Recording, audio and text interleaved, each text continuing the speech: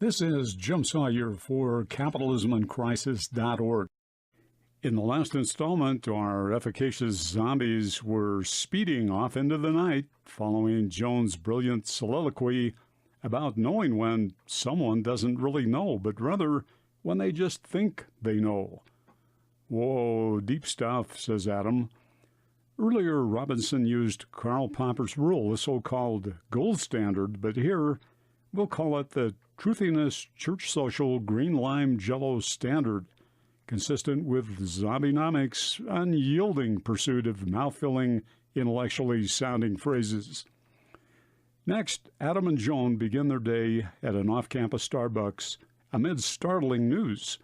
According to zombie master control, Jeremy Bentham's lost head has resurfaced. As it turns out, it really wasn't ripped off by rowdy undergraduates after all. Instead, campus administrators found it sewn inside his body cavity. Now Joan and Adam learn Bentham's head is about to go on display in London. Following that, he'll rendezvous with fellow zombies at Great Truthiness, and with that news, Adam and Joan celebrate. Then our treasured intellectuals are joined by the Truthiness student who one day before busted Adam for smoking on campus. Following zombie hugs all around, Joan and Adam reflect fondly on last evening's dinner and their not-so-friendly encounter with her curmudgeonly, ideologically driven father. Now the three chat about fast-approaching zombie class presentations. That's when Joan graciously pours coffee for the student, but she declines, even as Adam inquires about her refusal. "Well, I love great coffee," said the student, "but made some personal concessions for my return here and my move back with parents. While away, I majored in politics and philosophy, with the Jesuits. Papa, who paid my tuition, thought I chose Gonzaga because of its outrageously great basketball program. But in truth, basketball wasn't the reason at all. I went to learn to think, really think. According to one Jesuit, Father Steve, sometimes a humorist, a great education, he quips, should rough you up a bit intellectually, sort of like being roughed up by street thugs," he says. So that's what they did for me. They roughed me up intellectually. I had to really confront, how I came to believe as I do, and that's helping me become much clearer about who I really am.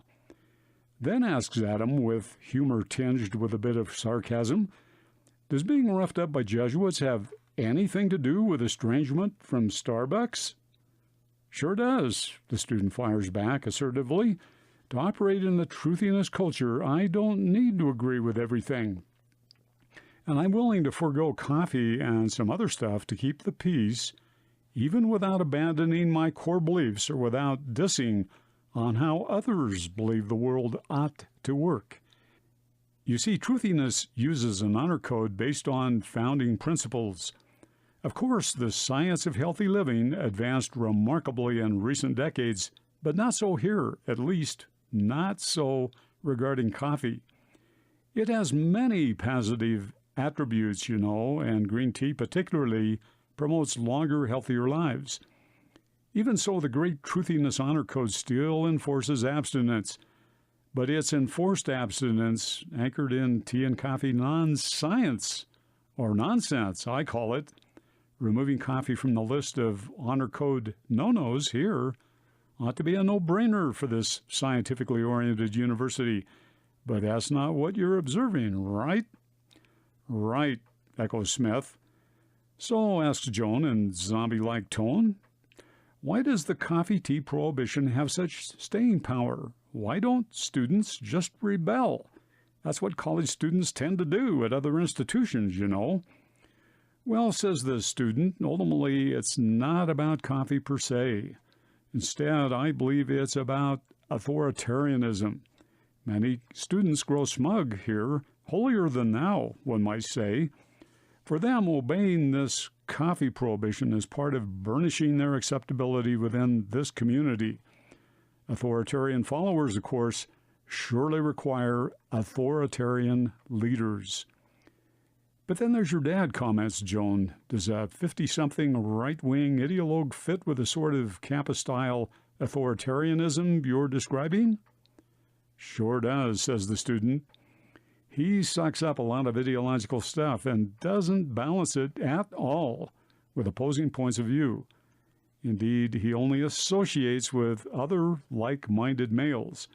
They gather Sunday mornings for an all-male Truthiness church auxiliary meeting. That's where they also diss, sometimes in the parking lot, about why J.M. Keynes was a jerk, in their opinion, and why government is not the solution, as Ronald Reagan said, but the problem. Their conversations line up behind many other authority figures. For instance, she says, when I was little, Daddy always had Rush Limbaugh's radio program on in the car. I remember when Rush was saying something, I had to keep quiet. Just then, Adam glances at his watch. Time for the threesome to rush to class, he says. Discussion to be continued later at Starbucks, he proposes, as he fumbles in his pocket unsuccessfully for an ancient coin with a likeness of his queen. Failing that, of course, he flips a few Yankee quarters onto the table for the tip. You know, Smith muses, when we return following class, we may be greeted by the good Professor Jeremy Bentham's zombie style, of course. Indeed, Bentham's entrance is imminent. In that moment, will his head and body be attached? Will he offer to record a testimonial for Starbucks coffee? Or might he line up politically not with a student, but rather with her curmudgeonly father? Who could know? Stay tuned.